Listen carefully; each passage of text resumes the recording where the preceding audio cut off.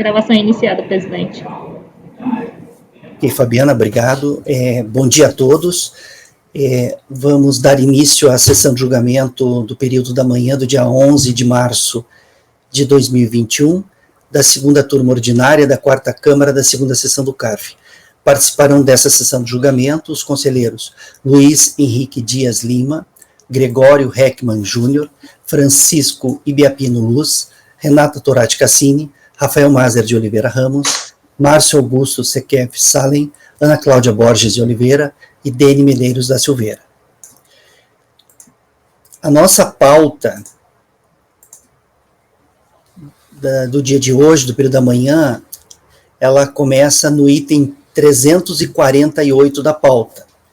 Eu só queria fazer um comentário em relação ao primeiro item da pauta da manhã do dia de ontem, que era o item 242, da contribuinte Maria Ruth Lopes Pontes. Esse é um item que saiu com vista em janeiro, tá? E ontem, antes da gente iniciar, eu anunciei ao Márcio, que é o relator, que eu queria dar mais uma olhadinha no processo,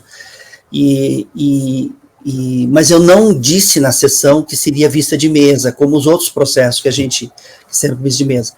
Então, mas esse aqui é um caso de vista de mesa, tá? Então, só estou deixando registrado que é um caso de vista de mesa, e ele vai ser apreciado amanhã, ainda nessa reunião nossa, amanhã, tá bom? Então, amanhã, dia 12, a gente aprecia, só falta o meu voto, né, segundo o que o Márcio falou, só falta o meu voto, amanhã eu já chego com o voto pronto, rapidinho a gente faz a finalização do julgamento desse item. Item 242, da contribuinte Maria Ruth Lopes Ponte, tá?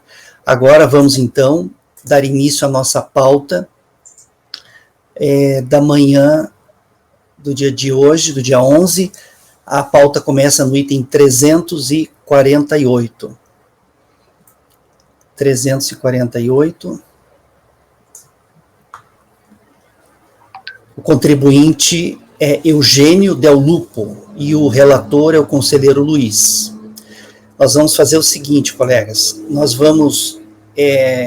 até o intervalo da manhã, nós vamos fazer o julgamento dos itens da pauta da manhã, e após o intervalo a gente faz algumas vistas de mesa, que vão ser rápidos de serem julgados, fazemos algumas vistas de mesa, depois a gente retoma a pauta. Nós estamos com muitas vistas de mesa nessa reunião, é bom não deixar tudo para amanhã.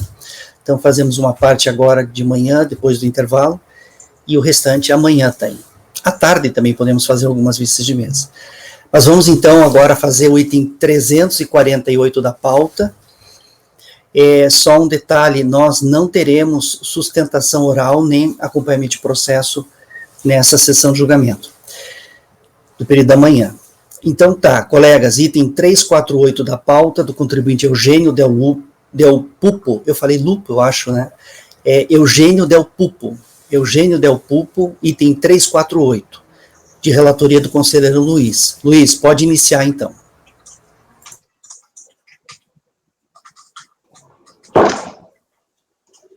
Cuida-se de recurso voluntário em face de decisão de primeira instância, que julgou procedente em parte a impugnação e manteve em parte o crédito tributário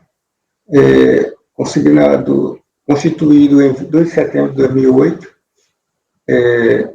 mediante notificação de lançamento de imposto de renda de pessoa física, no calendário 2006, no valor de R$ 56.067,56, com fulcro em omissão de rendimentos recebidos de pessoa jurídica decorrentes de ação trabalhista e dedução indevida de previdência social. Certificado do teor da decisão de primeira instância, o impugnante, agora recorrente,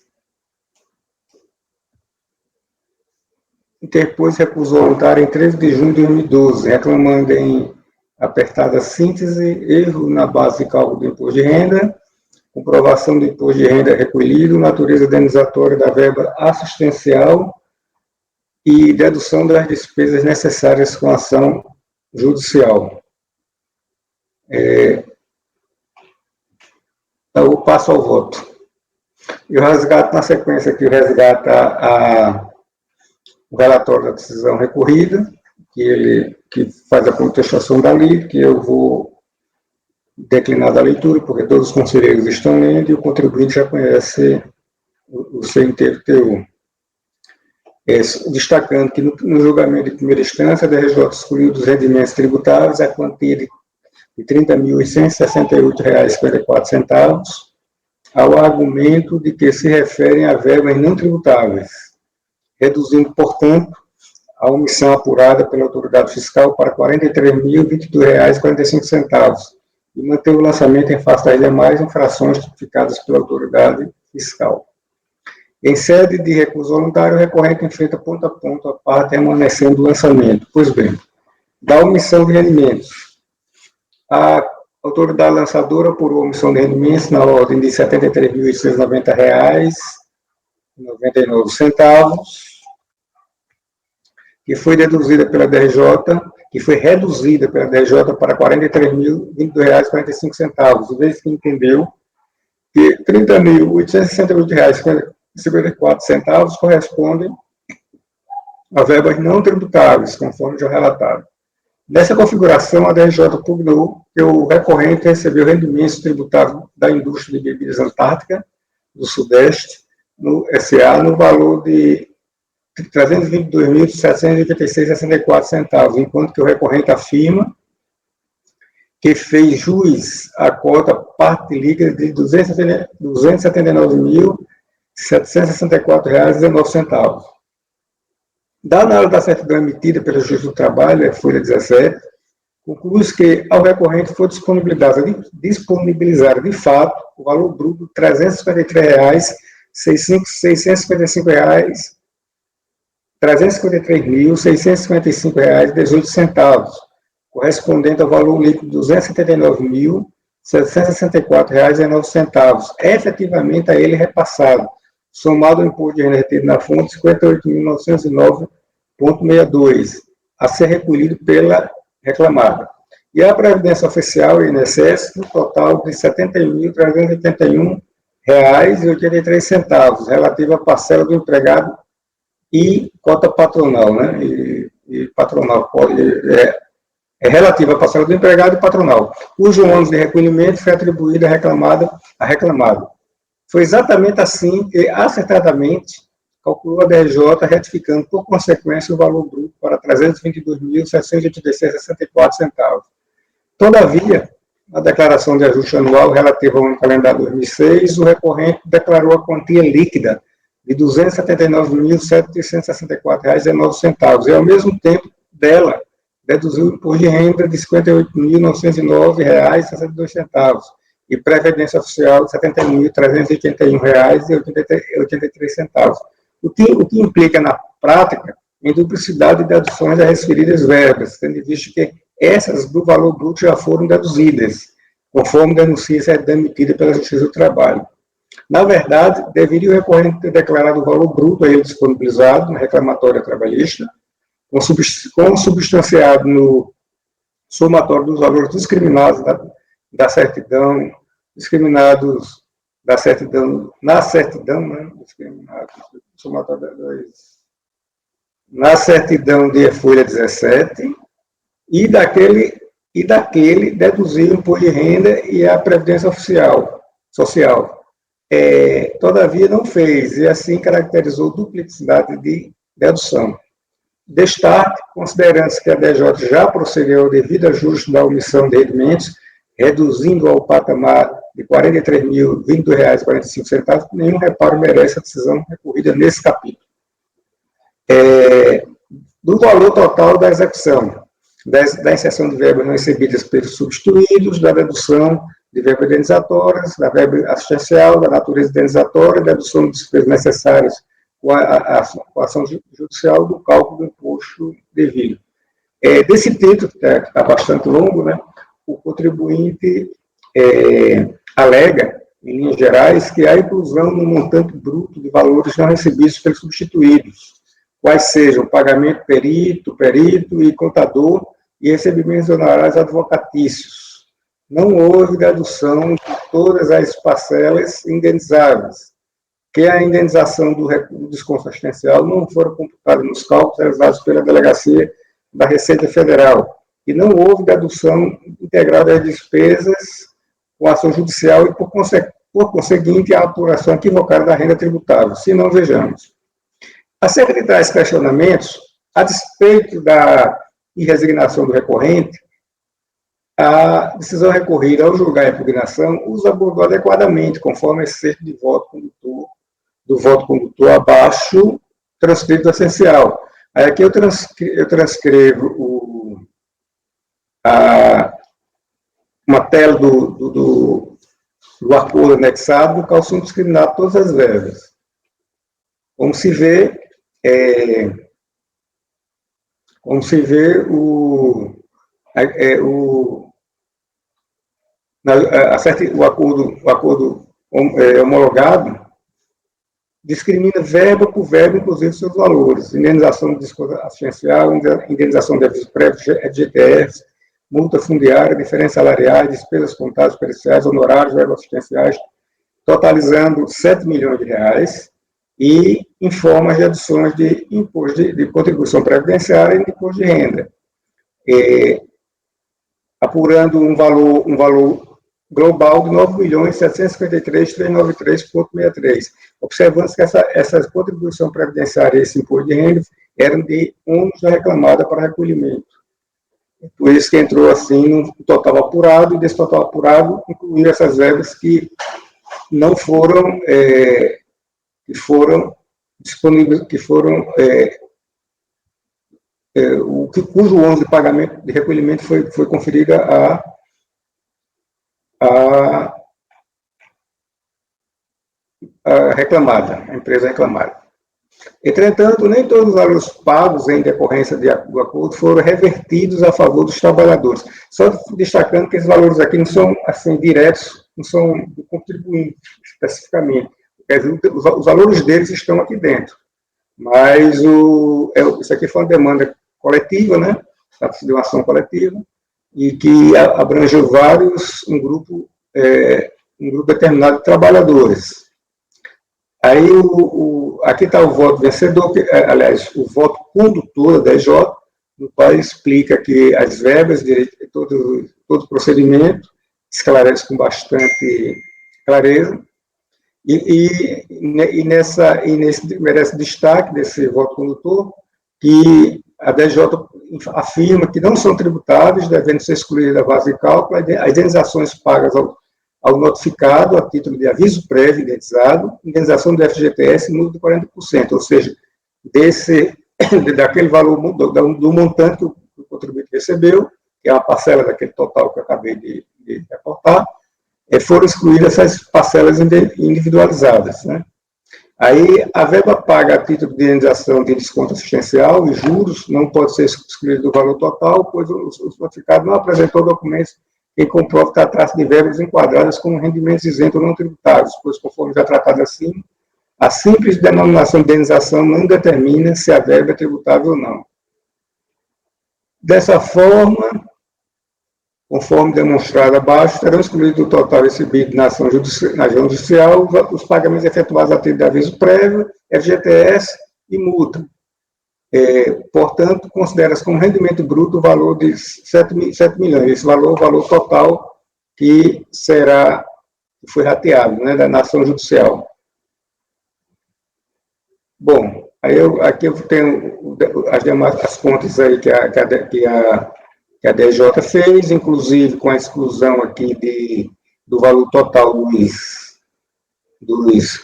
despesas com honorários advocatícios, honorários contábeis e periciais.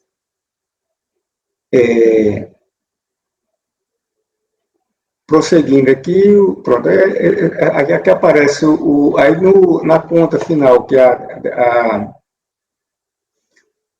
DJ faz, pegando esse valor, esse rendimento tributável de R$ 6.207.435,37, que é o valor, que é aquele valor total inicial com as depurações das verbas, e considerando que o contribuinte recebeu 5,2% do total, que coube a cota parte do contribuinte desse montante, foi 5,2% na ação coletiva, a informação...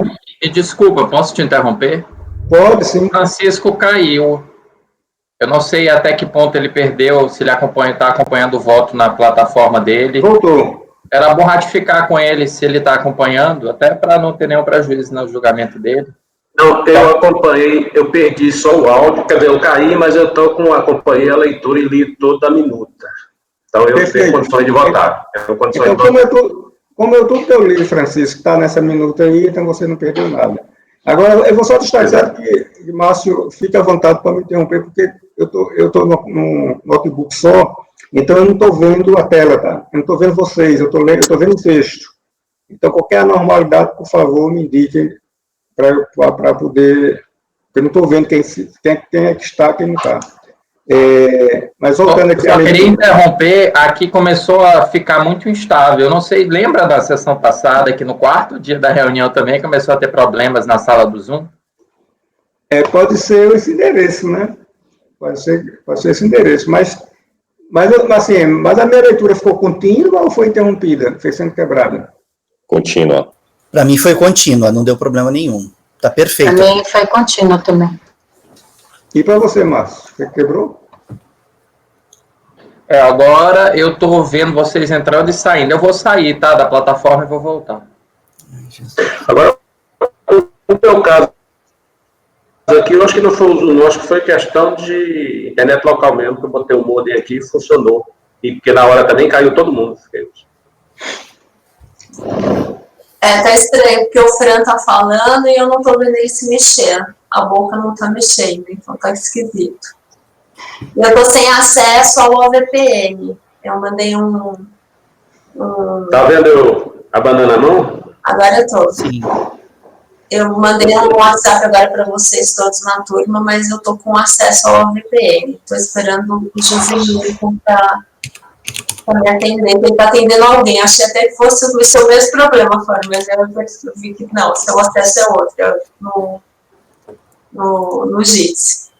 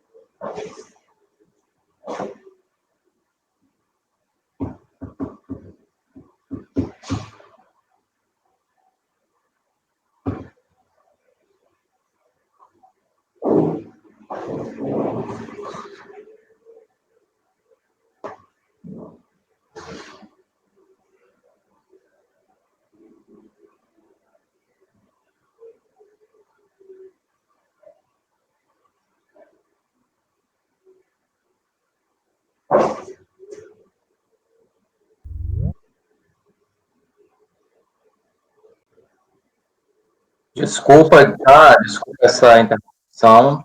Eu ia só pedir atenção, todo mundo para baixar a qualidade, que às vezes isso impacta também quem está recebendo. Não é só a gente que está transmitindo, mas se todo mundo puder baixar a qualidade, torna mais fluida a Cadê o transmissão. Francisco? O Francisco voltou. Posso continuar, presidente? Pode continuar, Luiz. Vamos ver se a gente consegue agilizar agora. Eu Pode ir, vou então. ativar aqui a leitura para tentar recuperar o tempo desse pequeno transtornozinho aí. Pois bem, como eu já disse, nessas telas que estão apresentadas, a DRJ demonstra com muita propriedade, o valor, o rendimento tributável que eu falei lá no fim, 322.686,64. Ele faz aqui, ele está demonstrado aí com bastante detalhes a forma do cálculo e que dá lastro ao que foi decidido pela DJ em termos de definição de verba que é efetivamente recebida pelo contribuinte. Inclusive, o imposto de renda e a contribuição previdenciária ficaram a cargo da reclamada. Aí, nesse contexto, superada essa etapa, com relação à exclusão da verba referente à indenização denominada de desconto assistencial de R$600 mil, do total do valor bruto, o recorrente aduz os seguintes argumentos. Ele aduz que basicamente os argumentos que ele traz aqui é que esses 600 mil seriam um desconto assistencial paga pelos trabalhadores ao sindicato em virtude de participação deles nas negociações coletivas, que, portanto, no entender dele, contribuinte, teria natureza indenizatória. Na verdade, da leitura que eu faço dessa verba, trata-se de um fundo, que geralmente os sindicatos fazem para arrecadar de seus filiados para subsidiar ações de grande porte, que no caso é isso daí, né? Então, no meu entendimento, e resumindo, eu entendo que não existe caráter indenizatório, não se enquadra em caráter indenizatório essa despesa aí assistencial. Até porque ela é reembolsável, né? Naqueles casos que elas se mostram, como se diz, além dos custos estimados, elas retornam, os sindicatos costumam retornar para os próprios afiliados. Então, eu vou concluindo aqui, o final do voto, todavia, eu estou falando agora especificamente em relação a desconto assistencial. Todavia, não obstante a plausibilidade das alegações recorrentes, à luz do conceito de renda esculpido no artigo 153, inciso 3 da Constituição Federal, combinado com o artigo 43 do CTN, é forçoso reconhecer que o referido desconto não resta comprovado nos autos, inclusive em seu aspecto quantitativo, ou seja, a quantia desembolsada e efetivamente ressarcida a cada associado da referida entidade sindical, circunstâncias que, convenhamos, fragilizam sobremaneira a proteção inteira. Ou seja, esses 600 mil não estão sequer comprovados, né? Haveria uma possibilidade, se esses valores, se o contribuinte tivesse não alegado, e que seriam despesas necessárias como fundo para a compulsão da lida, mas que dessas despesas necessariamente teriam que ser descontadas aqueles reembolsos que eu falei, quando a estimativa é superior aos gastos efetivos. Em nenhum momento isso foi trazido aos autos. O contribuinte limitou-se apenas a dizer que a verba de R$600 mil era um desconto essencial e que, por isso mesmo, teria natureza indenizatória. Aí, isso posto, entendo não merecer reparo à decisão recorrida, pugnantes por conhecer o recurso voluntário e negar-lhe provimento. É o voto, presidente.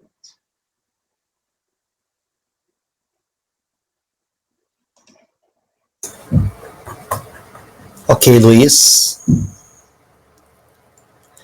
Colegas, em relação ao item 348 da pauta, o conselheiro relator está votando no sentido de negar provimento ao recurso voluntário. Alguém gostaria de comentar o voto do relator ou o processo? Não? Gregório, como você vota? Acompanho. Francisco? Acompanho. Renata? Acompanho.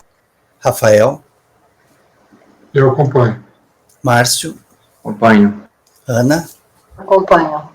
Eu também acompanho. Então, para o item 348 da pauta, do contribuinte Eugênio Del Pupo, item 348, ficará assim o resultado. Acordam os membros do colegiado por unanimidade de votos em negar provimento ao recurso voluntário. Agora vamos fazer o item 349, também de relatoria do conselheiro Luiz. O item 349 é do contribuinte Onélio Carvalho dos Santos. Onélio Carvalho dos Santos, item 349. Pode começar, Luiz.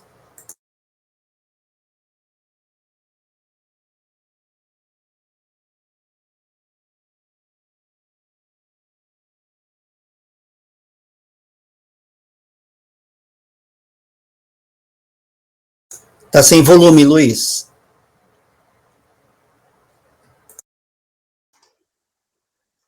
Desculpe, pessoal. É um lançamento relativo à dedução indevida de livro caixa e falta de recolhimento do RPF de Carnê-Leão. Certificado do teor da decisão de primeira instância, o contribuinte reclama em várias frentes. Nulidade do lançamento por crédito bancário, movimentação financeira que não é renda, pela exclusão de valores no extrato relativo a depósitos COMP, desbloqueio de depósitos COMP, aviso de crédito. Ele enfrenta todas as frentes, em todas as frentes a atuação, né? A atividade rural, postagem de compra e venda de gado, ainda que em caráter de intermediação, o que gera aplicação de legislação específica, excessividade da multiplicada, inaplicabilidade da taxa Selic e inaplicabilidade do juro de mora.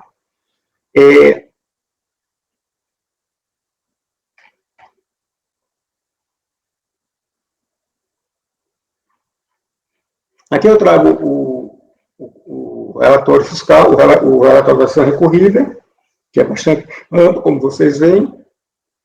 A DJ decidiu pela improcedência mantendo o crédito tributário, e perante a segunda instância, o contribuinte traz aqueles argumentos que eu já falei.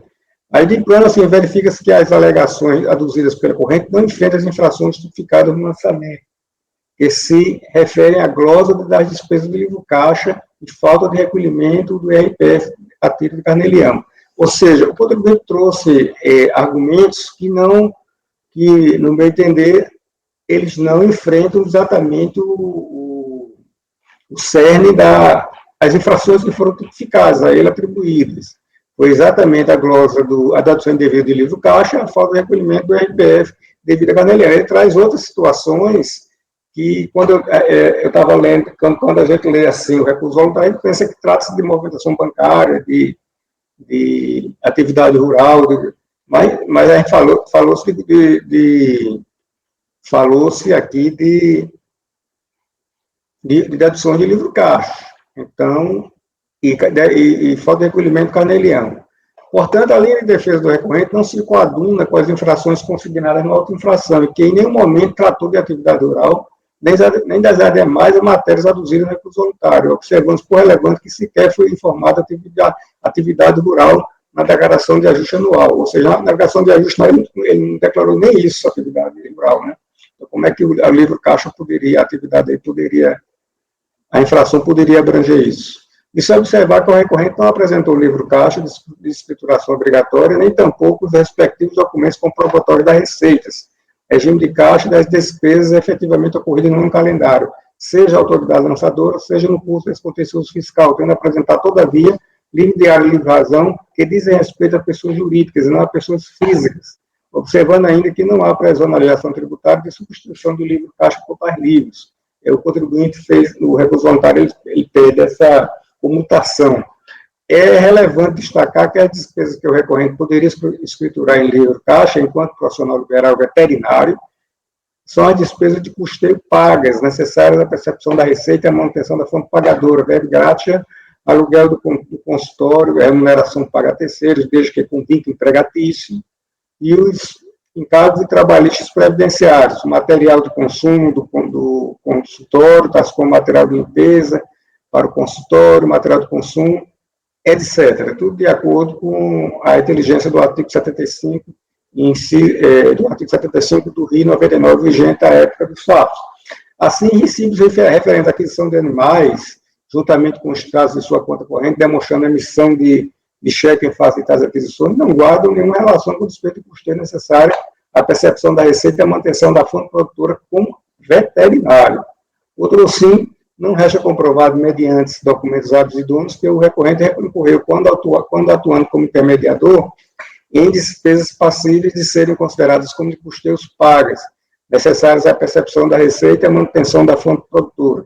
O que se verifica, na verdade, é a sua informação de que oferiu mensalmente rendimentos no valor de um salário mínimo e meio para executar a intermediação de compra de gado. Nesse contexto, é controverso que a recorrente não enfrenta as infrações fiscais na inflação de forma específica e pontual, com argumentos e elementos de prova suficientes a elidir o saldo gerador de IRPF e os respectivos valores tributáveis apurados mês a mês na autoinflação. Aqui é o seguinte, eu vou, apesar de não estar no corpo alto, mas eu tinha feito essa indagação que eu estava fazendo voto, essa indagação, inclusive, que está em vermelho, e vocês estão lendo, não é para vocês, era para mim mesmo, né, foi a observação que eu fiz, mas eu acabei esquecendo de colacionar no voto. Porque, como se trata aqui de multa isolada com multa de ofício, e tratasse de uma matéria já pacificada no CAF, eu entendo que, apesar de, em que pese o contribuinte não ter se manifestado em relação a esse evento, a essa acusação fiscal, eu entendo que deve ser conhecido de ofício e deve ser afastado a multa isolada. A multa isolada prevale na multa de ofício, a teor do enunciado 147 de súmula CAF. Aí, no caso aqui, eu vou só modificar, porque isso aqui foi eu fiz a observação para mim mesmo na hora que eu estava digitando e esqueci de incluir o texto, no texto. Aí aqui eu vou voltar por conhecer do recurso voluntário, agora e dar-lhe provimento parcial para afastar a multa isolada por falta de recolhimento carneliano.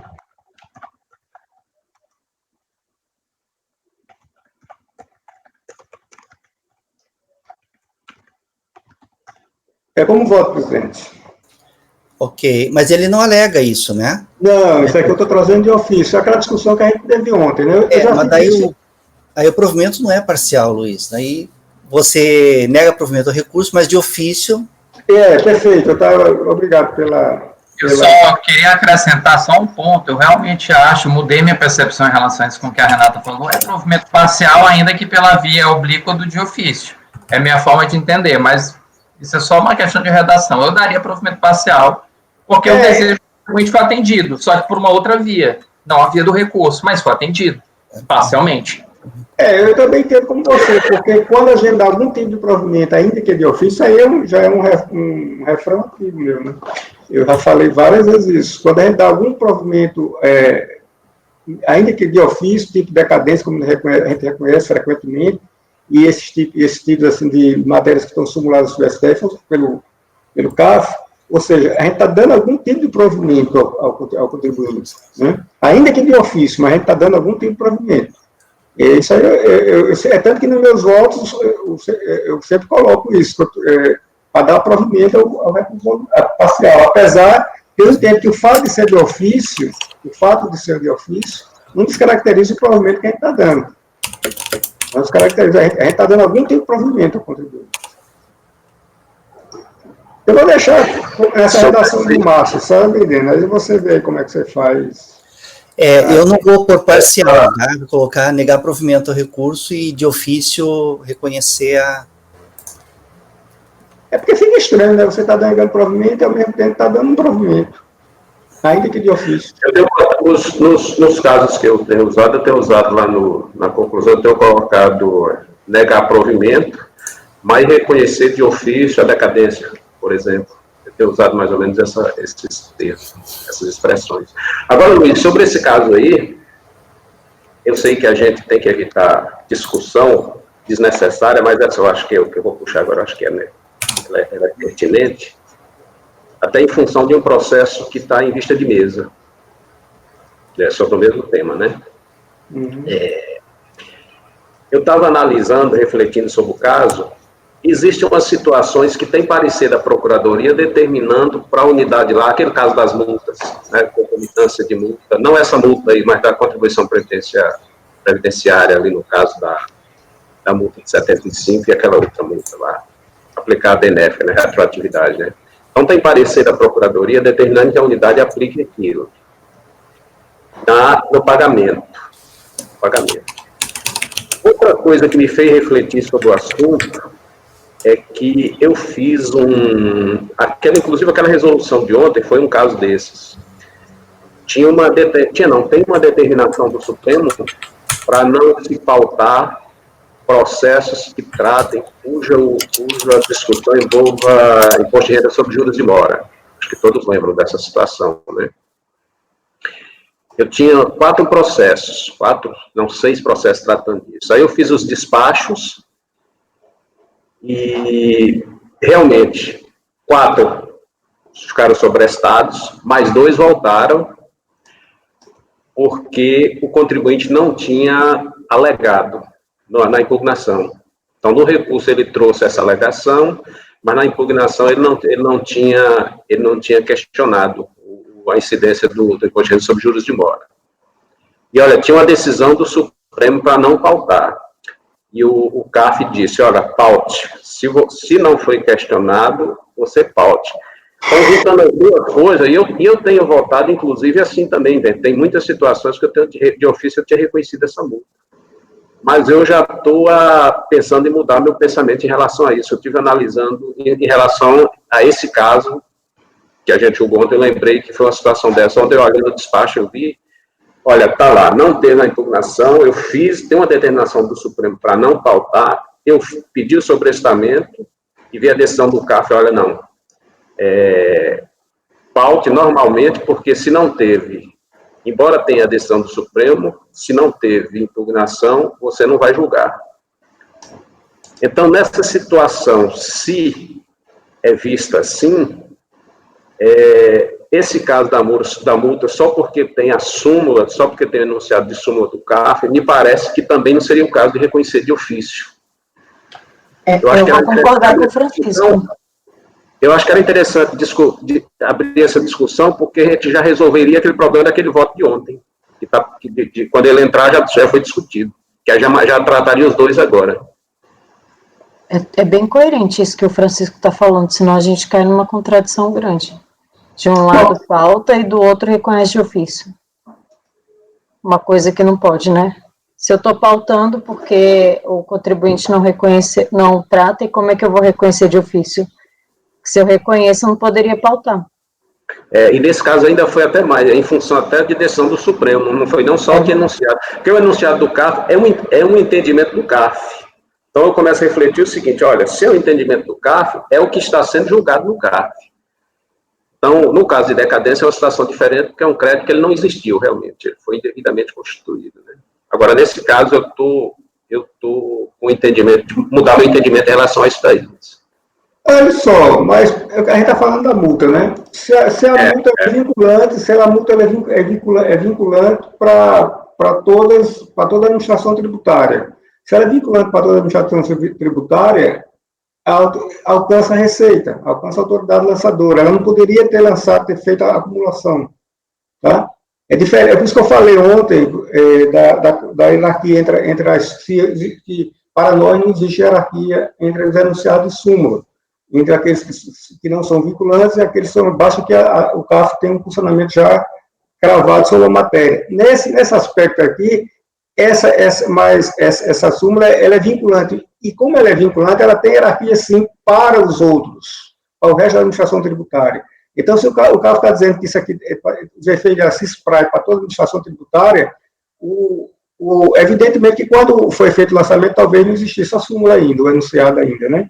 Mas, uma vez ele presente, ele vincula a Receita Federal. Não vincula só o CAF, vincula toda a administração tributária. É por isso que eu falei ontem, da questão da hierarquia e dos enunciados, se são vinculantes e se não são vinculantes. Essa sua tese talvez se sustentasse, mas mesmo assim, para mim, não sustentaria ainda, se fosse enunciado que não tivesse natureza vinculante. Mas como ele tem natureza vinculante, a autoridade fiscal da Receita é obrigada a observar também. Você tem que perceber isso. Apesar de que aqui há uma questão temporal que o lançamento foi feito antes do enunciado, tranquilo. Então, a Receita, naquele momento que ela lançou, não estava limitada por esse enunciado do CAF. Mas, uma vez presente esse enunciado agora, no momento do julgamento, eu entendo que nós somos obrigados a julgá-lo, porque, na medida que foi conferido natureza vinculante ao enunciado, ele vincula toda a administração tributária. É muito claro isso no regimento. Luiz, veja bem, Luiz, deixa eu só concluir aqui, por favor. Veja bem, eu concordo plenamente com o que você colocou. Para nós não há distinção entre ser vinculante ou não, nós temos que seguir. Contribuinte questionando, isso é fato.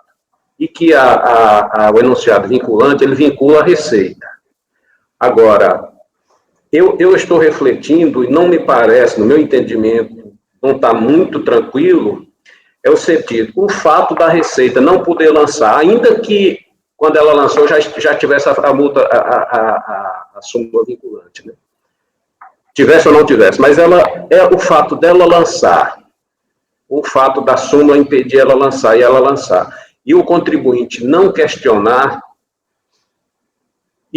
só o fato da Receita não poder lançar, a gente tem a obrigação de derrubar se ele não questionou. É isso que não me parece, eu não vejo essa correlação muito direta, sabe?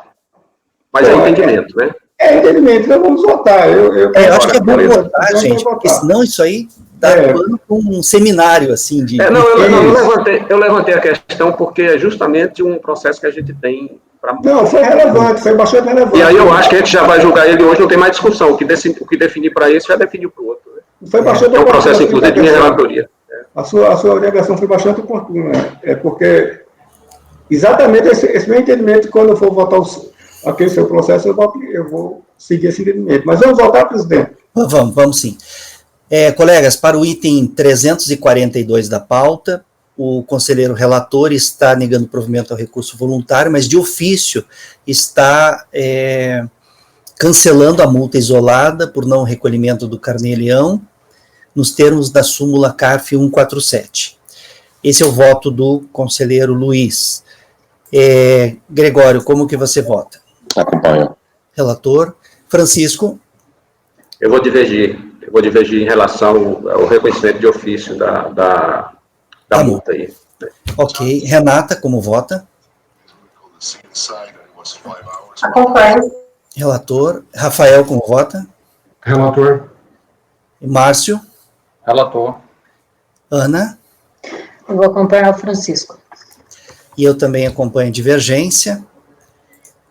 Então, colegas, para o item 342 da pauta, do contribuinte Jorge Henrique Pires Paes, item 349, Onélio. Peraí. Eu estou achando... Só um pouquinho. 349. Peraí. Por isso que eu achei estranho, eu li o nome, peraí, esse nome tá estranho, peraí.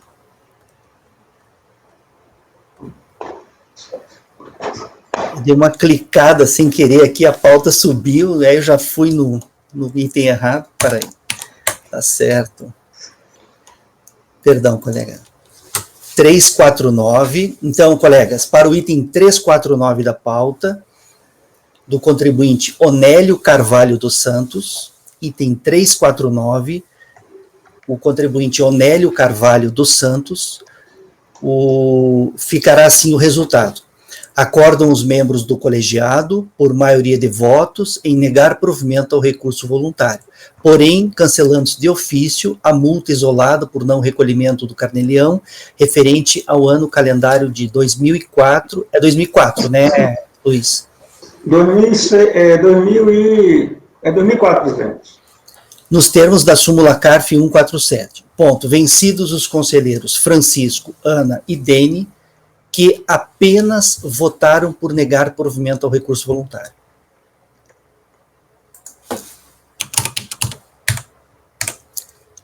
Que apenas votaram por negar provimento ao recurso voluntário. Ok, esse foi o item 349 da pauta. Agora vamos para o item 350 da pauta, do contribuinte Renato Arenhar, item 350 do contribuinte Renato Arenhar, também de relatoria do conselheiro Luiz. Luiz, pode iniciar então. Eu ainda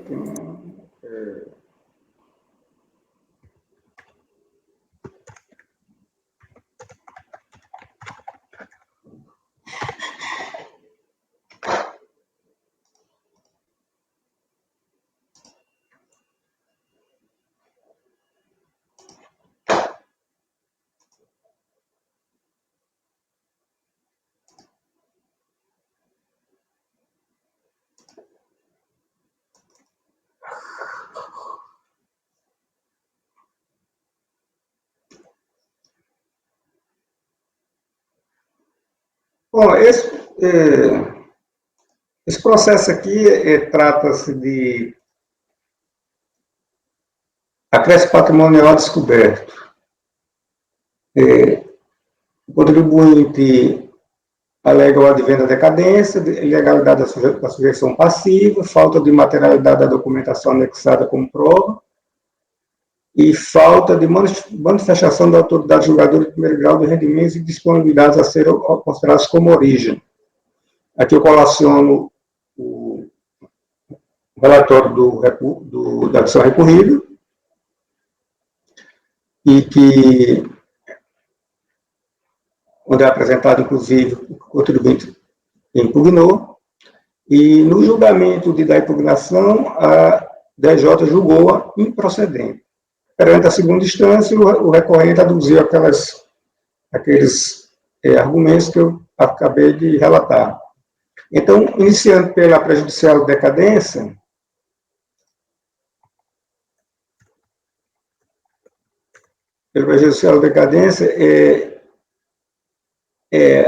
impede ressaltar que, como é disso, que o fato gerador do RPF é, em regra, complexível, continuado ou periódico, e, nesse contexto, compreende a disponibilidade econômico-jurídica e riqueza nova adquirida em determinado ciclo anual que se inicia em 1º de dezembro e se encerra em 31 de dezembro de cada ano calendário, sendo essa última data, por ficção jurídica, o momento em que se materializa a hipótese de incidência tributária.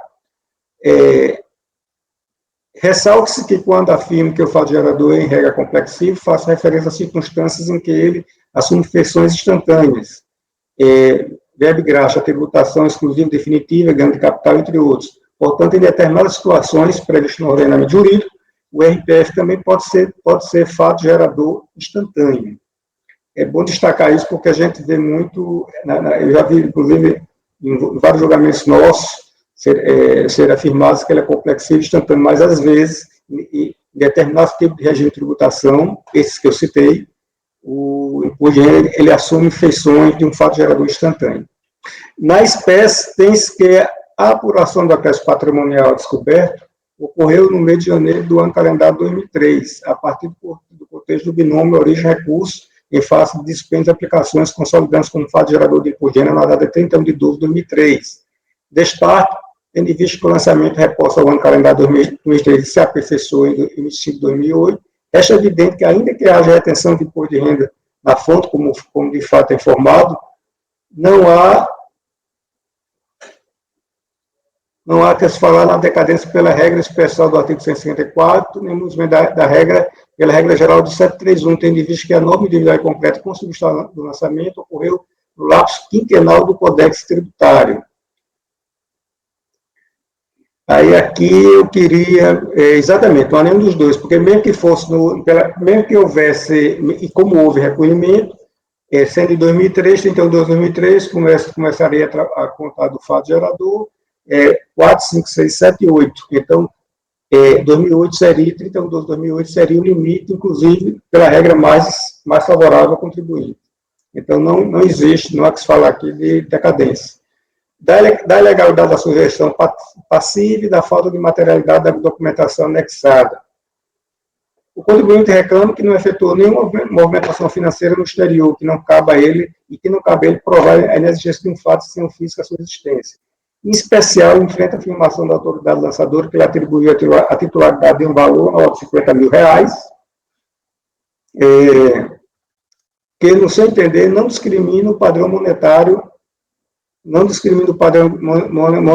e está vinculado a um nome semelhante ao seu. De se observar que os documentos de E-Folha 63100 são suficientemente elucidativos quanto ao padrão monetário, questionado que se trata de dólares norte-americanos, bem assim da titularidade do recurso no caso recorrente. Ele disse aqui que o valor de R$50 mil não caberia, no valor de R$50 mil não estaria definido qual era o padrão monetário, se era reais, euros, dólares, e trouxe isso como elemento de defesa. Mas só que no relatório fiscal, a autoridade fiscal esclarece com bastante propriedade o padrão monetário aí, né? Qual seria? E bem como a titularidade.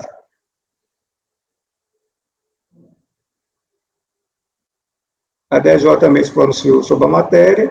Veja bem que tem lá a movimentação de $50 mil americanos. Conforme se observa, no curso do procedimento fiscal foi conferido ao recorrente tanto o direito de defesa e ao contratório, o que não se incumbiu no âmbito de comprovar. Na verdade, aqui não foi conferido ao recorrente o âmbito de direito, vou corrigir isso aqui, foi conferido ao recorrente o direito de comprovar, né? De comprovar a origem dos valores. Ele teve esse direito de comprovar a origem dos valores, movimentado no exterior, prevalecendo, que não fez, prevalecendo destata a prevenção legal de omissão de rendimentos tipificada no artigo 42 da Lei 84/12, ou 94/30, 96. Em face do argumento de que os extratos da Folha 54/56 não teriam materialidade e consistência em virtude de não se encontrarem traduzidos para a língua portuguesa, nos termos da legislação regente da matéria, cabe destacar que, conforme bem esclarece, né, a decisão recorrida, os documentos escritos em língua portuguesa são suficientes para demonstrar a ocorrência dos depósitos efetuados pelo autuado em contas bancárias no exterior, sem a devida comprovação da origem do recurso, a teor dos documentos da Folha 2838, com especial ênfase ao laudo número tal, laudo de exame econômico financeiro da lavra do Instituto Nacional de Criminalística do Departamento de Polícia Federal. Da falta de manifestação da autoridade julgadora de primeiro grau dos rendimentos e disponibilizados a serem considerados como origem. O recorrente alega ainda que a autoridade lançadora deixou de considerar como origem o valor informado na sua declaração de ajuste anual, relativa ao ano calendário 2003, na ficha Informações do Cônjuge, com o rendimento expor do valor de R$ 13.523,15, menos o imposto de renda retido na fonte, no valor de R$ 251,94, o que resulta no rendimento disponível de R$ 13.271,21. O trocínio também não foi considerado como origem na apuração do fluxo financeiro, a importância consignada como moeda corrente na referida DA na ficha de declaração de bens de direito, no total de 7 mil. O recorrente afirma que, não obstante ter sido matéria impugnada, a DRJ não se pronunciou sobre tais pontos. De fato, não houve pronunciamento acerca desse capítulo da impugnação por parte da DRJ. Entretanto, a omissão não tem condão de impedir nulidade da decisão recorrida, vez que, por força dos efeitos devolutivo e translativo que acompanham o recurso voluntário, as referidas matérias serão apreciadas em segunda instância de julgamento, sem qualquer prejuízo ao recorrente. Da análise do demonstrativo mensal de evolução patrimonial, verifica-se de plano que não foram considerados os valores 2.250 relativo aos rendimentos tributados recebidos da PJ, Lojas Ficha, CNPJ tal, nem o de 7 mil declarado como moeda nacional, concorrendo na ficha de declaração de bens e direitos na situação 31 de 12 de 2002, ambos consignados na declaração de ajuste anual do exercício 2004, no calendário 2003. Quanto a rendimentos líquidos de 13.271,21, cuja titularidade do recorrente atribui a sua cônjuge e que foram por eles informados na sua declaração de ajuste anual referente ao ano calendário 2003, entendo que não podem ser considerados, vezes que a referida declaração não foi apresentada em conjunto com a recorrente, com a cônjuge, e restando assim descaracterizada a disponibilidade de trás de recursos pelo recorrente. Nessa perspectiva, eu voto por conhecer do recurso voluntário e dar provimento parcial para recálculo do acréscimo patrimonial descoberto, acrescentando-se ao total de recursos à origem do demonstrativo mensal de evolução patrimonial o valor de R$ 9.250, relativo ao somatório de R$ 2.250 mais e de R$ 7.000. É como voto, presidente. Ok, Luiz. Colegas, em relação ao item 350 da pauta, o conselheiro relator está votando no sentido de dar provimento parcial ao recurso voluntário, acrescentando ao montante de origens de recursos o valor de R$ 9.250. Alguém gostaria de comentar o voto do relator ou o processo?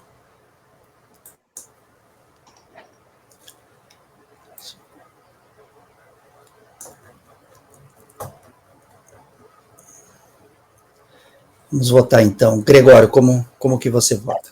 Acompanho. Francisco? Eu acompanho. Renata?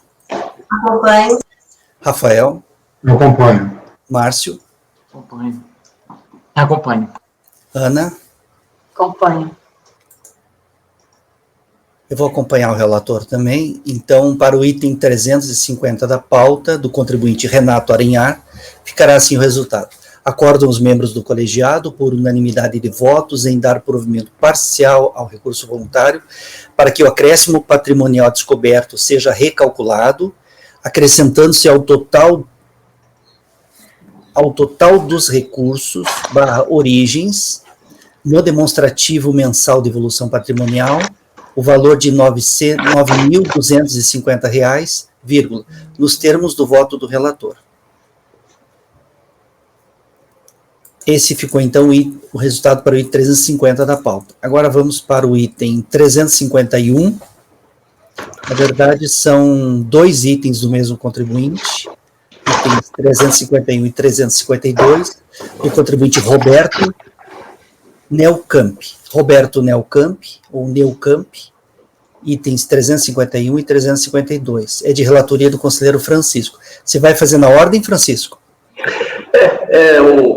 Os fundamentos são os mesmos, só muda o exercício. Vai começar pelo 351, né? 351.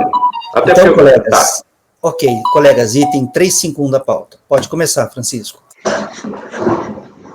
Omissão de rendimento caracterizada por depósito bancário de origem não comprovada referente ao exercício 2004. Eu destaquei aqui os pontos mais relevantes. Lá no voto a gente enfrenta 1 a 1. E aí, então, o relatório, estou passando aí na minuta, vocês estão acompanhando. O julgamento de origem entendeu parcialmente procedente a impugnação. No recurso voluntário, o contribuinte, vou ler aqui a síntese. Além dele, questiona o que apresentou na impugnação e de forma eu resumo aqui. Discorrendo desse procedimento fiscal, o recorrente aduz ter ocorrido cerceamento de direito de defesa, pois a própria fiscalização deveria ter requisitado diretamente aos bancos os documentos que comprovam a referida movimentação financeira. Alega também que a fiscalização não poderia ter considerado tais omissões sem a correspondente comprovação documental. A síntese dele, da argumentação, é que a fiscalização deveria ter requisitado direto aos bancos a movimentação financeira e que ela deveria provar que houve omissão. O recurso é tempestivo, eu admito, porque preenche todos os outros requisitos. A alegação de nulidade eu supero aqui, porque ele argumenta que houve cerceamento de defesa quando a própria fiscalização não requisita os dados diretamente ao banco. Aí eu enfrento essa questão, aí no mérito aqui, eu trago aqui a fundamentação, contextualização legal da autuação por omissão de rendimento caracterizada por movimentação financeira não comprovada. Faço uma síntese, está destacada em vermelho. Como a questão de prova do contribuinte nada acrescenta, além do que já veio que ele apresentou lá e foi decidido na origem, eu me aproveito dos fundamentos da decisão de origem, com os quais eu concordo.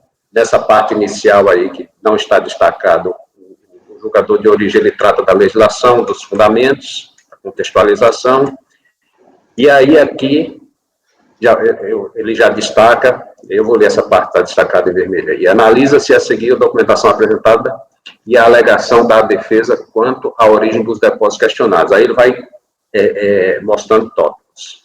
Créditos não comprovados. Transferências bancárias para o contribuinte. Créditos decorrentes de transferências bancárias. Aí apresenta o comprovante de transferência e comprovante de depósito para a conta corrente do impugnante. Aí ele traz essa relação, aí o rol de transferências. Aí, está destacado aí que eu acho relevante. A indicação do título a que foi percebido o rendimento tem por escopo definir a sua natureza tributária. Francisco, desculpa, a Renata caiu, Dene. Melhor interromper para não ter que reler tudo de volta. A Renata não está na sala. Então, vamos aguardar, então. Ela estava tendo um problema, né, com o sistema. Gente, me deem permissão, tá? Porque eu fico toda hora monitorando isso, e sempre que alguém cair, eu posso acabar interrompendo, não é por mal. É pelo bom Não, mas é por bem, senão a gente vai ter que repetir tudo, né? Ó, a Renata acho que está... Não. Isso é Rafael, É o Rafael. Não é melhor dar uma ligada para ela, alguém? Consegue falar com ela? Viu, enquanto a Renata não entra, Dê, só um minutinho. A Renata mandou que, na verdade, como ela conseguiu o contato com o serviço técnico do CARF para corrigir o problema no note dela, então eles estavam reiniciando para ela o computador já, tá? Tá. Ah, então é isso. É isso. Ela na verdade, caiu porque estava reiniciando o sistema para ela. Então vamos aguardar, porque a gente não sabe nem o que ela ouviu, né, Francisco? Até que ponto ela ouviu. Tranquilo.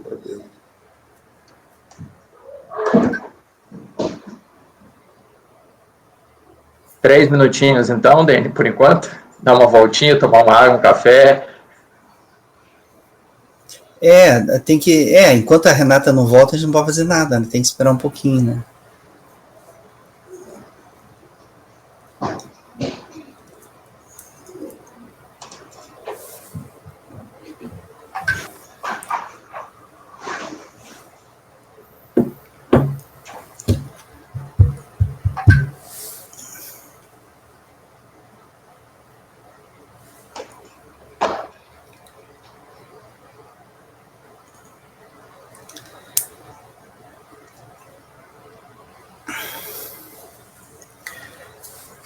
Aproveitar, então,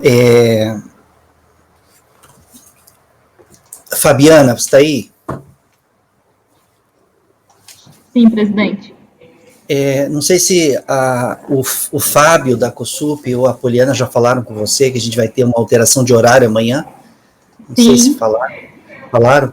Sim. Então, eu acabei de receber a resposta aqui do Fábio, que é o coordenador da COSUP. eles ajustaram a equipe que faz o acompanhamento da turma para acompanhamento do novo horário. Então, amanhã, a nossa sessão de julgamento, a nossa reunião amanhã vai ser das 8 às 12 e das 13 às 17, tá? A Ana vai ficar de manhã, ok? A Ana, tudo bem, pode ser assim. Vai ser a você... Ana Tereza, né? Sim, aí só para você saber, aí esse de 1 até às 5 da tarde, aí eu vou ficar com vocês. Precisam trocar amanhã, então.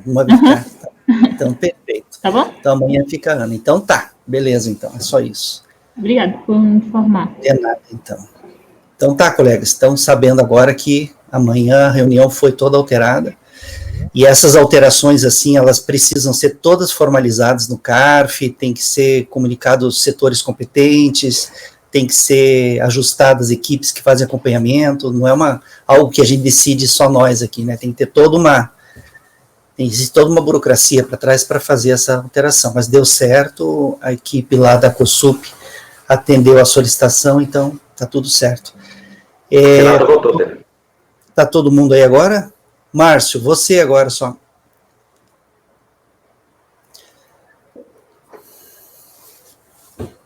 Agora vamos esperar o Márcio.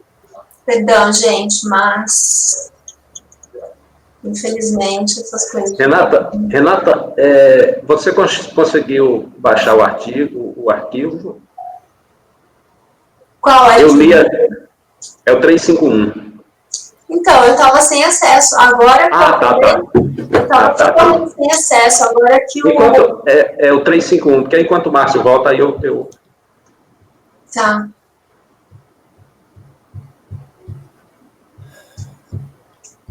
Agora que o Fernando, na verdade, quem me atendeu agora foi o Fernando Greguinho.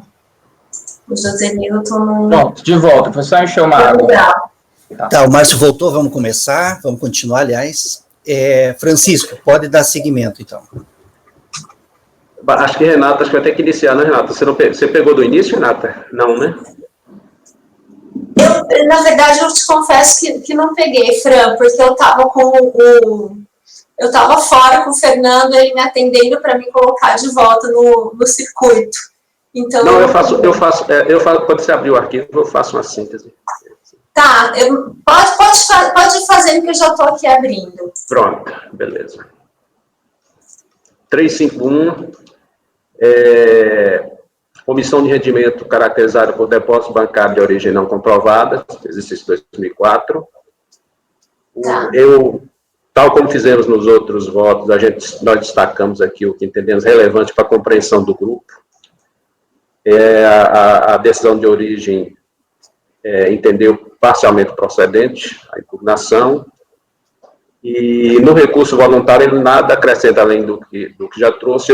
Em síntese, ele alega que, eu vou reler aqui novamente, discorrendo acerca do procedimento fiscal, aduz ter ocorrido cerceamento do direito de defesa, pois a própria fiscalização deveria ter requisitado diretamente aos bancos os documentos que comprovam referidos à movimentação financeira. A fiscalização não poderia ter considerado tais omissões sem a correspondente comprovação documental. Então, ele alega que embora ele tenha sido intimado para apresentar a comprovação daqueles créditos, ele disse que a fiscalização, ele não comprovou e alegou que a fiscalização teria que provar que aquilo era omissão. Basicamente, a gente leu foi isso, e aí a alegação de nulidade eu supero, porque ele alega aqui que a alegação dele foi cerceamento de defesa, quando a própria fiscalização não requisita a comprovação junto aos bancos, ou junta a comprovação em geral, né? Ele, juntando os dois, ele compreende que a fiscalização deveria fazer prova que aquilo era omissão. Ele não apresentou. E aí, aqui no mérito, eu trago já a fundamentação teórica dos depósitos bancários, de origem não comprovada. Como uma questão de prova, e ele nada acrescentou além do que já tinha apresentado na impugnação e foi julgado no julgamento de origem, eu estou acompanhando a decisão de origem. Essa primeira parte aí, que não está destacada em vermelho, o julgador de origem, ele contextualiza o que eu já contextualizei, de certa forma, anteriormente, a questão da legislação, da obrigação do contribuinte intimado comprovar os créditos, né? E aí estávamos passando aqui para o primeiro tópico, créditos não comprovados, transferências bancárias para o contribuinte, ou seja, aquelas transferências que vieram para a conta do contribuinte, não é transferência entre contas próprias do contribuinte, não, é transferências de créditos que o contribuinte recebeu. Aí eu estou destacando aqui também em vermelho, que eu acho que é interessante, a comprovação da hora de depósito, é necessária a vinculação de cada depósito a uma operação realizada, já tributado, isento ou não tributado, ou que seja tributado após ser identificada por meio de documentação hábil e idônea.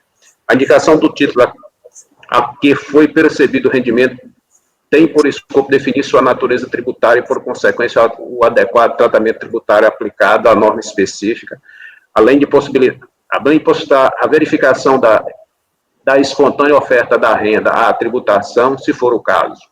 Por isso, não basta que seja identificado o depositante do valor, sendo necessária a identificação da natureza do depósito. Ou seja, nessa circunstância, o que ele tentou provar foi quem depositou, mas ele não disse a natureza da operação, ele não provou. E aí, eu estou seguindo a decisão de origem. Recebimento de parcelas de compra conforme pedido, Porto das Águas, é outro item. Aí ele traz, o julgador de origem traz a tabelinha com os valores e as folhas lá do processo, e aí ele está justificando. Esclarece-se que, na análise dos pedidos, para que o depósito bancário indicado pela defesa seja considerado comprovado, é necessário que haja coincidência de valor entre o depósito a ser comprovado e as condições estabelecidas no pedido. Aí eu fui no processo, na documentação que ele apresentou, nessas páginas aí que ele colocou, e fiz esse adendo. E para ele registrar que a suposta documentação acostada às referidas folhas 668 e 669, processo digital 734 e 735, realmente não guarda coincidência entre datas e valores. Estes, ainda que supostamente se considerassem as quantias globais, eis que, enquanto a totalidade creditada soma 13.326,47, 7.200 mais 6, 126,47, dita soma traz o montante de 12.968,47. Aí eu copiei um pouquinho aí, um trechozinho dos documentos, no pedido que ele supostamente alegou que justificaria. Então, eu também entendo que essa documentação por si só não justifica. Depósito em dinheiro. Dos depósitos em dinheiro, não há identificação do depositante nem a natureza do depósito. Então, esse aqui não houve prova de nada que pudesse afastar a incidência tributária desse valor, a omissão. Documentos não hábeis. Aí ele traz uma relação, rascunho escrita caneta, nota fiscal de compra de produtos. Quando a gente vai no processo, esse valor aqui está num papel lá em branco, está 5.000, folha 643, data tal, conta tal. Escrita por ele mesmo, só isso. Nada mais acrescentando. Essa nota fiscal, eu fiz um adendozinho. Observa-se que, contrariamente ao que acima está posto, o documento constante da folha 676, processo 742, foi emitido em 29 de setembro de 2003, aqui está 23 de 7, tem como totaliza aquisições no montante de 2.470,99, aqui está 2.000, nada coincidindo com a informação prestada pelo recorrente. Agora aqui, outro tópico, o quinto, sem apresentação de documentação comprobatória. Isso aqui não houve comprovação. Título de cobrança do ano anterior, crédito automático referente a telefones. Então, não teve documentação. Outra conta, argumenta o contribuinte que se trata de conta de uso pessoal do filho Ricardo Neucamp. Ele alegou, mas nada comprovou em relação a isso. Com relação a este item, não foram apresentados documentos comprovando as justificativas. Simples alegações não servem para comprovação da origem dos depósitos. Item 6. Retorno de remessas da empresa Porto das Águas, INIET e Metal Aço e para Andréia Neucamp. O impugnante apresenta uma relação de transferências ocorridas no ano 2003 de contas do contribuinte para as contas das empresas mencionadas e outra relação das transferências da conta dessas empresas para a conta para as contas correntes do contribuinte. Alega que fazia antecipação de pagamentos para as empresas, sendo os depósitos referentes a retorno dos valores. Aí, aqui há uma... Eu vou ler essa partezinha, apesar de não ter destacado, como é pouca coisa. Ocorre que, entende-se que a comprovação de origem, nos termos do disposto no artigo 42 da 9430, a apresentação pelo contribuinte de documentação hábil e idônea que possa identificar a fonte dos créditos, o valor, a data e, principalmente, que demonstre de forma inequívoca a que título os créditos foram efetuados na conta corrente. A necessidade de se estabelecer uma relação biunívoca entre cada crédito em conta e a origem que se deseja comprovar, não cabendo a comprovação feita de forma genérica com indicação de uma receita ou rendimento em um determinado documento a comprovar vários créditos em conta. É de se ver, como já analisado, que o ônus desta prova recai exclusivamente sobre o contribuinte, não bastando para tal a simples apresentação de justificativas trazidas na peça impugnatória, mas também que estas sejam amparadas por provas hábeis, idôneas e robustas. Por tal razão, é que não basta para justificar os depósitos que a renda e bens declarados ou não do contribuinte sejam compatíveis com a movimentação financeira apurada, sendo necessária a comprovação individual da origem de cada depósito. Ou seja, não houve uma vinculação entre depósitos.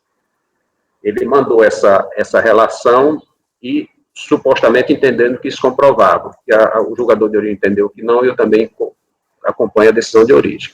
E aqui os créditos que dessas contas que o julgador comprovou. Olha, o que coincidiu, ele comprovou a documentação apresentada. E aí, acompanhando o julgador de origem, eu rejeito a preliminar suscitada no recurso e, no mérito, nego-lhe provimento. É como voto. Ok, mas quando, Francisco, como você está negando provimento, acho que não precisa falar da preliminar, não, né? É só negar provimento, é por voluntário, não? Eu não sei, é porque ele alega no recurso, ele alega cesseamento de defesa quando... É uma alegação vaga, de certa forma, porque ele alega cesseamento de defesa porque ele entende que o autuante deveria provar que houve omissão, que o simples fato dele não provar o depósito não caracterizaria a omissão. Aí ele alega cesseamento de defesa. Eu acho que é... Mas como você está negando provimento, você está negando provimento a tudo, a mérito, preliminar e tudo, né? É só uma questão assim de semântica. Eu tenho separado a preliminar do mérito, mas eu acho que não faz muita diferença não, né? Acho que pode ser realmente como você está colocando, não vejo muito diferença. Colegas, vamos então, alguém mais gostaria de fazer algum comentário em relação ao voto? O conselheiro relator, então, em relação ao item 351 da pauta, está votando no sentido de negar provimento ao recurso voluntário. Luiz, como vota? Acompanha o relator. Gregório? Acompanho. Renata? Acompanho. Rafael? Acompanho o relator. Márcio? Acompanho. Ana? Acompanho. Eu também acompanho o relator. Então, para o item 351 da pauta, do contribuinte Roberto Nilcamp, ficará assim o resultado. Acordam os membros do colegiado, por unanimidade de votos, em negar provimento ao recurso voluntário. O item 352 é do mesmo contribuinte, Roberto Nilcamp. Item 351. Pode começar, Francisco. Ok.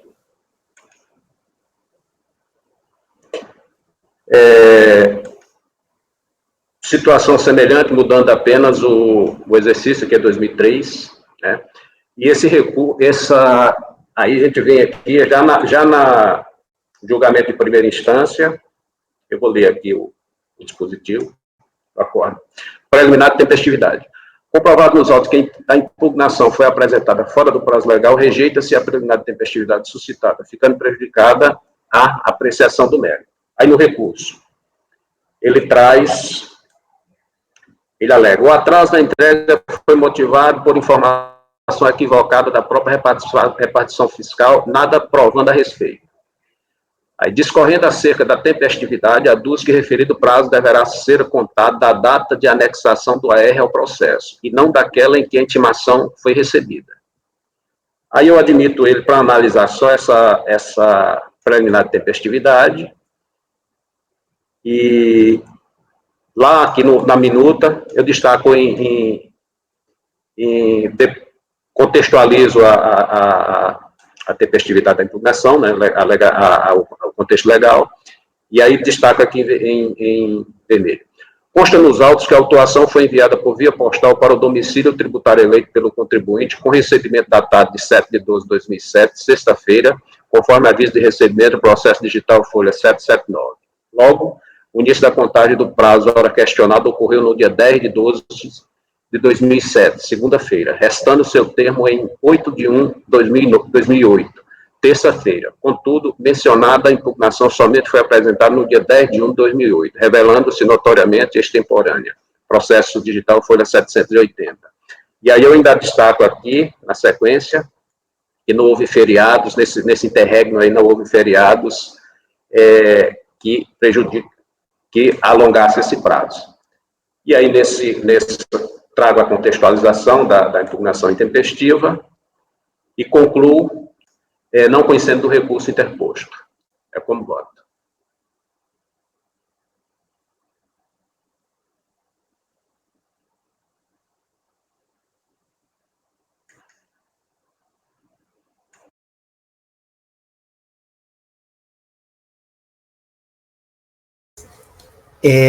Só uma coisa, nesse caso aqui, Francisco,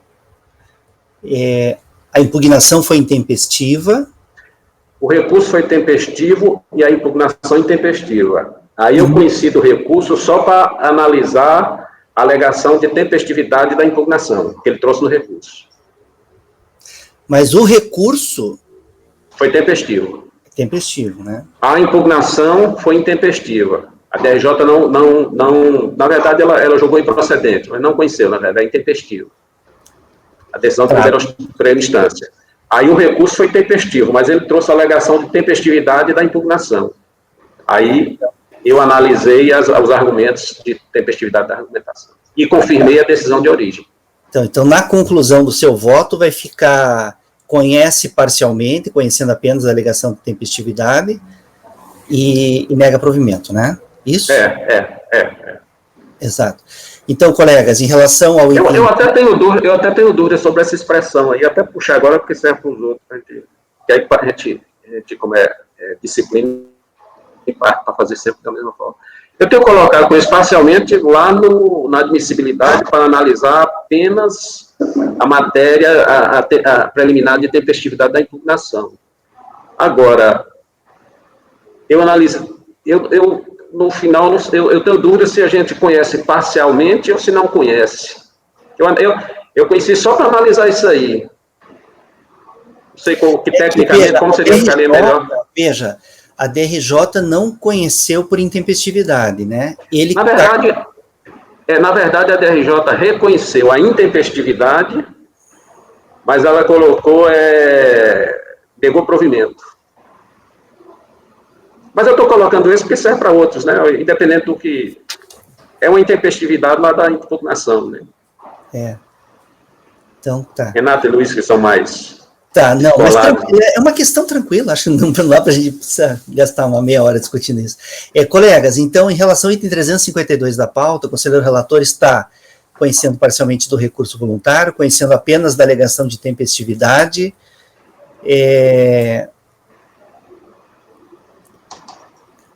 alegação de tempestividade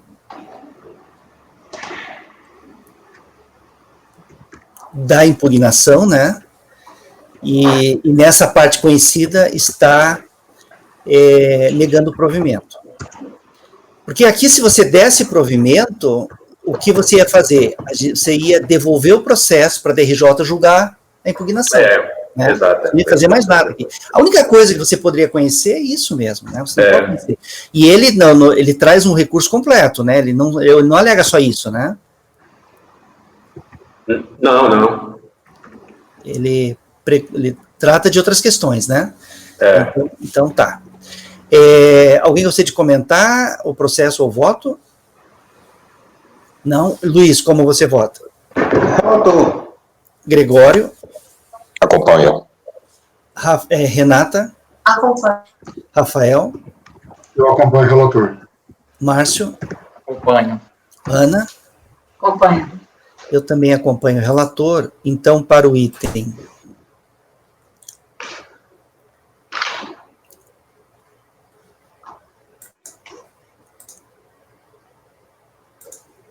352 da pauta, ficará assim.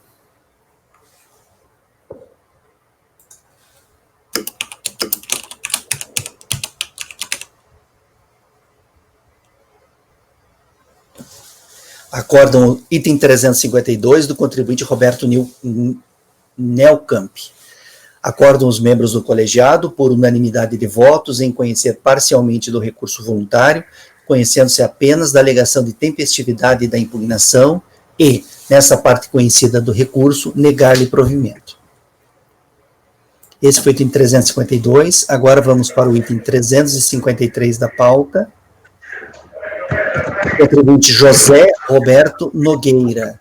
São dois itens, na verdade, desse contribuinte, os itens 353 e 354.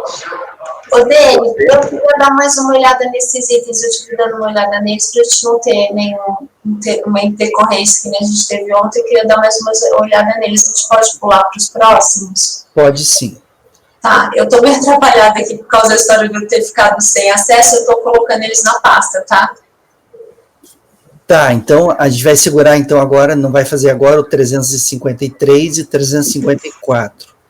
Então, Francisco... A gente pode fazer esses próximos aqui da lista. Tá, Francisco, então fazemos agora o 355. Item 355 é da contribuinte Alessandra de Albuquerque Mafra. Alessandra de Albuquerque Mafra. Item 355, de relatoria do Francisco. Francisco, pode iniciar a leitura. Trata-se de recurso voluntário interposto contra a decisão do primeiro instante que julgou improcedente a impugnação apresentada pela contribuinte com o fito de extinguir crédito tributário decorrente da omissão de rendimentos, caracterizada por depósito bancário de origem não comprovada, referente ao exercício 2005. Também, da mesma forma, eu destaquei aqui aqueles pontos que eu entendi que facilita a compreensão.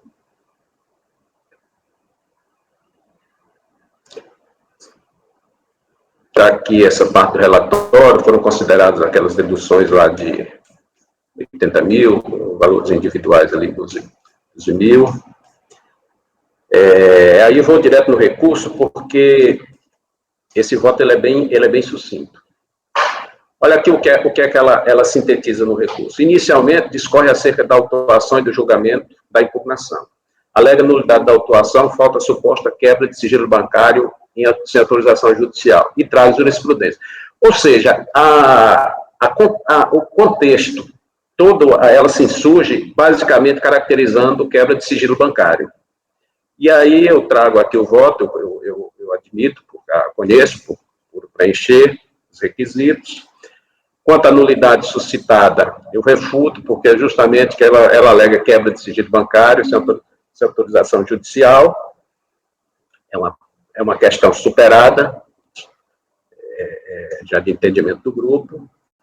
A jurisprudência que ela trouxe não nos vincula, também eu estou fundamentando aqui as razões porque elas não influenciaram na decisão, e como ela nada acrescentou além da decisão de origem, eu acompanho e transcrevo aqui, que é basicamente isso que está lá no recurso, do sigilo bancário. O acesso pelas autoridades administrativas às informações bancárias dos contribuintes tem fundamento na própria Constituição Federal. Aí ele traz a fundamentação aqui. Aqui no decisão de origem, o restante ele traz as razões das fundamentações. Seguindo a Lei 10, aí ela descreve aqui a obtenção dos dados, todo esse contexto eu vou declinar de ler, porque são fatos já de notório conhecimento do grupo, que é sigilo fiscal, não há quebra de sigilo fiscal com movimentação financeira. Sendo assim, já que nada houve, a contribuinte nada inovou, Eu rejeito essa preliminar nulidade suscitada e, no mérito, eu nego o provimento ao recurso. É como volta.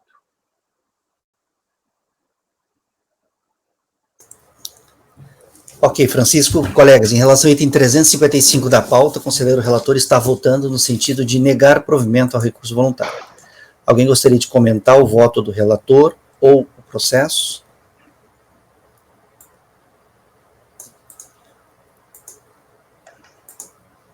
Não. Luiz, como você vota? Relator. Gregório. Relator. Renata. Acompanho. Rafael. Relator. Márcio. Relator. Ana. Acompanho.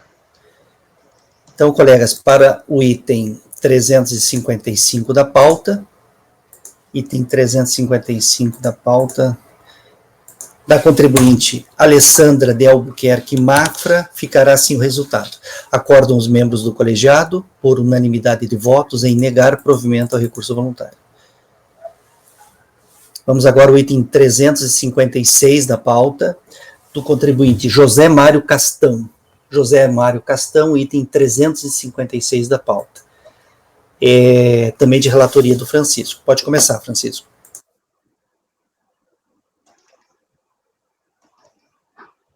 Ok.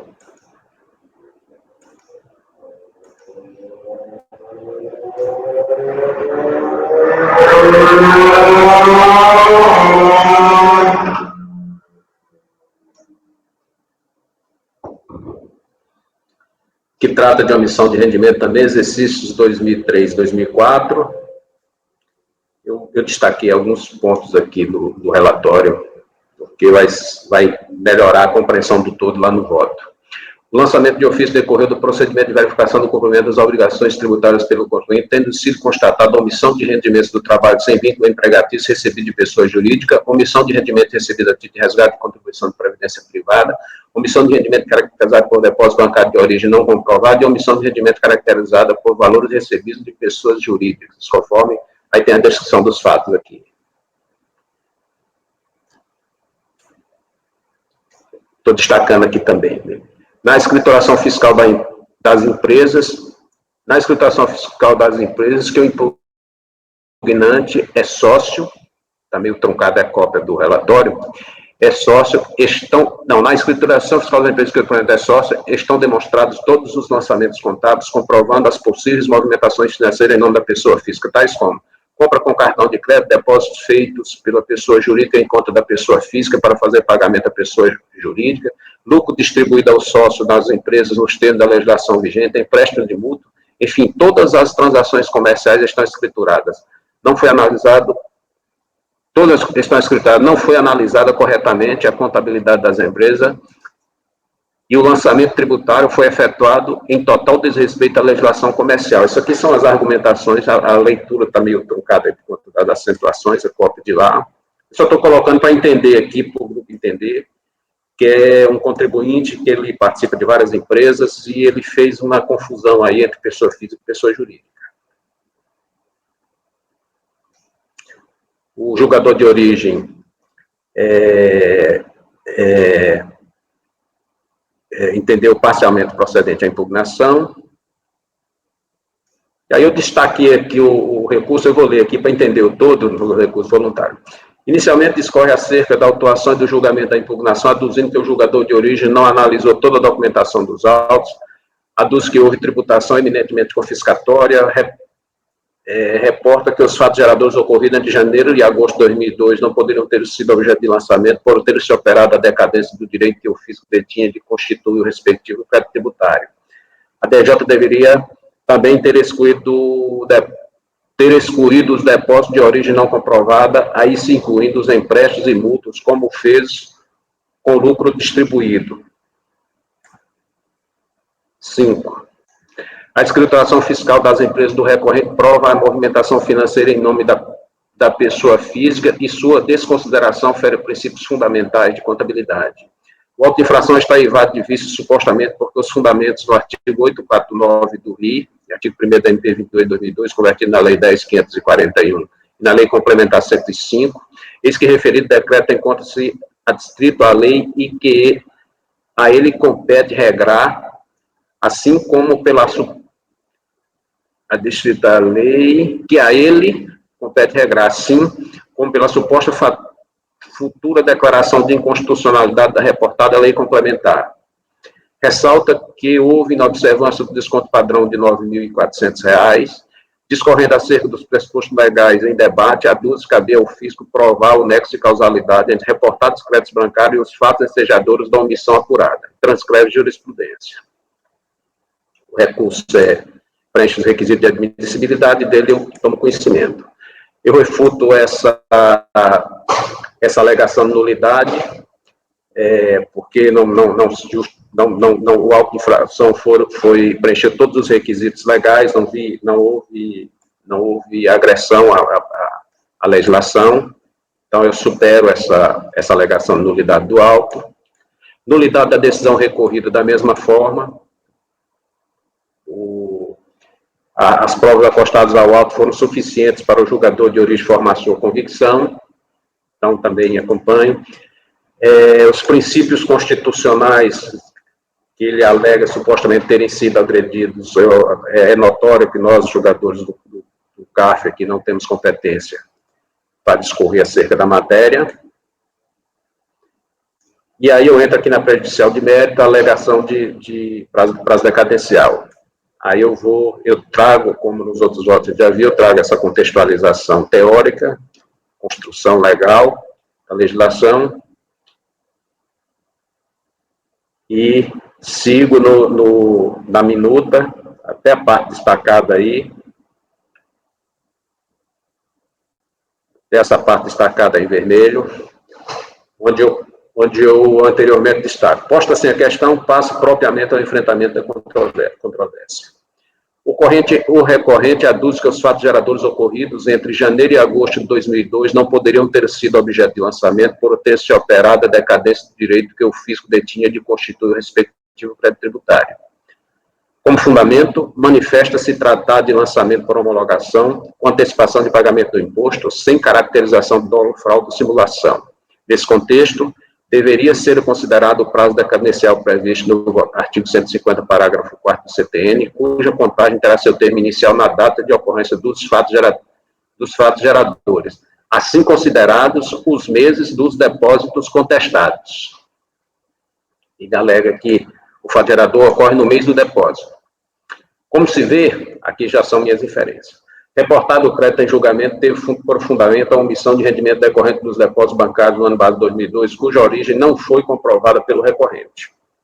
Em tal escopo, tais rendimentos serão oferecidos à tributação nos meses em que se sucederam os respectivos créditos nas contas de depósito ou de investimento, ocorrendo o fato gerador dos supostos valores omitidos em 31 de dezembro do correspondente ano calendário. É o que se abstrai da leitura do artigo 42 da 9430 e enunciado número 38 de súmula da jurisprudência do CARF. Aí eu transcrevo aqui, que uma alegação dele é que o fato gerador ocorre no mês do crédito, mas é entendimento do CARF, está pacificado que o fato gerador ocorre em 31 de dezembro. Do exposto, é improcedente o argumento do recorrente, no sentido de que os fatos geradores do imposto lançados se deram nos meses em que referidos créditos bancários foram efetivados, eis que, como se vê no enunciado de súmula transcrita anteriormente, isto ocorreu somente em 31 de dezembro de 2002. E aí eu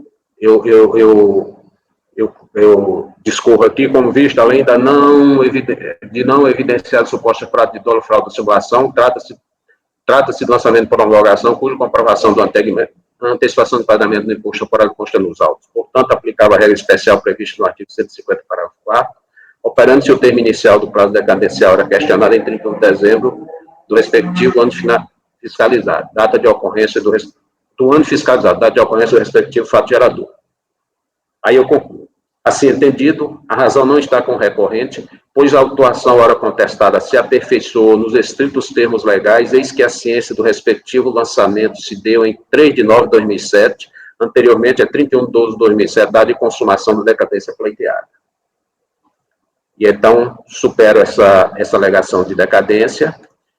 A a jurisprudência que o contribuinte carregou aos autos também nos vincula, eu fundamento aqui porque não nos vincula, e já que ele nada acrescentou à decisão de origem, eu adoto os argumentos, fatos e fundamentos lá apoiados como razões de aqui decidir. Aí eu faço a transcrição da decisão de lá. Ele pleiteia ainda o sujeito passivo as folhas 150 e 521. Aí, na observância, o desconto padrão. Tá? Aí ele trata sobre o desconto padrão aqui. Ele discorre. Aí ele bota, tal argumentação é falaciosa, pois consoante se observa isso é a conclusão do julgador de origem. Ali ele traz a argumentação do contribuinte. Tal argumentação é falaciosa, pois consoante se observa as folhas 460 e 462, o fisco já considera a base de cálculo apurada pelo contribuinte em suas respectivas DIS/PE, declaração de imposto de renda de pessoa física. Descabe, por conseguinte, o pleito do sujeito passivo referente ao desconto padrão. Aí aqui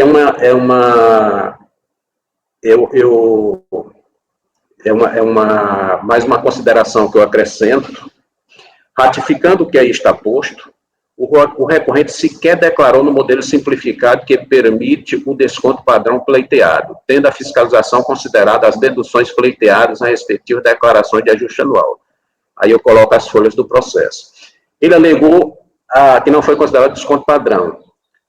O julgador de origem disse que não cabia desconsiderar porque a fiscalização adotou a base de cálculo que ele declarou, e realmente isso ocorreu. E ele não teria nem direito a desconto padrão, porque eu aqui analisei lá o processo, ele declarou a declaração completa, com deduções, com tudo.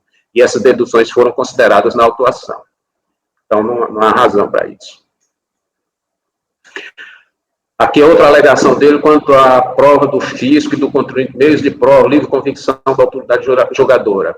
Essa questão aqui já foi superada, eu coloquei aqui, mas ela já foi superada lá na preliminar de nulidade da decisão recorrente. Eu já coloquei que a gente já superou, que não justificava, não se caracteriza essencialmente defesa, porque a autoridade julgadora, ela decidiu com fundamentos quando ela decidiu, ela já tinha os fundamentos que entendeu o suficiente para prolatar o seu voto.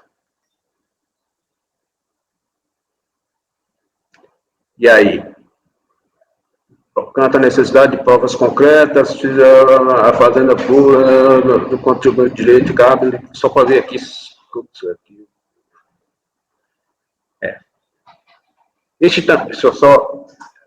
Eu não destaquei aqui, mas só ver se não tem alguma coisa. É de suma importância observar que as posições... Aqui ele está justificando que aquela alegação do contribuinte lá, eu não destaquei em vermelho para explicar, aquela alegação do contribuinte de que a prova seria, a Receita deveria provar, que ele não teria que provar. Aí ele está fundamentando aqui que a prova cabe ao contribuinte, que a impugnação apresenta todas as razões, né, de decidir. E aí eu vou ler esses dois últimos parágrafos aqui só. Não comprovadas as alegações do sujeito passivo, não comprovadas as alegações do sujeito passivo, tem autoridade fiscal poder dever de efetuar o lançamento do imposto correspondente, nem poderá ser de outro jeito, ante a vinculação, está meio apagada, né? A vinculação legal decorrente do princípio da legalidade que regra a administração tributária pública, cabendo ao agente tão somente a inquestionável observância da legislação. Ou seja, ele está fundamentando aqui que o contribuinte não comprovou, existe a presunção legal de falta de comprovação, se caracteriza a omissão de receita, então não havia nada a ser feito que o autuante não fez, ele teria que lançar, não teria como agir diferente. E aí, ante o posto, o exposto rejeita as preliminares suscitadas no recurso interposto e, no mérito, nega-lhe provimento. É como vota. Ok, Francisco. Colegas, em relação ao item 356 da pauta, o conselheiro relator está votando no sentido de negar provimento ao recurso voluntário. Alguém gostaria de comentar o processo ou o voto do relator? Não? Luiz, como você vota? Relator. Gregório? Relator. Renata? Acompanho. Rafael? Acompanho o relator. Relator. Voz baixinha, Márcio. Ana? Relator. Eu também acompanho. Então, para o item 356 da pauta, do contribuinte José Mário Castão, item 356, do contribuinte José Mário Castão, ficará assim o resultado. Acordam os membros do colegiado, por unanimidade de votos, em negar provimento ao recurso voluntário. Agora, os próximos itens seriam seus, Renata. Podemos fazer? Vai fazer um intervalo, Dani? Como é que é? Ah, como é que tá? Deixa eu ver. 11 horas já, 11 horas, né? 10h57. Falta 1 minuto no meu relógio, já vai dar. Colegas, 11 horas e 15 minutos a gente retoma, tá? Pontualmente. 11 horas e 15 minutos. Então tá, colegas. Rafael, Francisco e Fabiana podem interromper a gravação.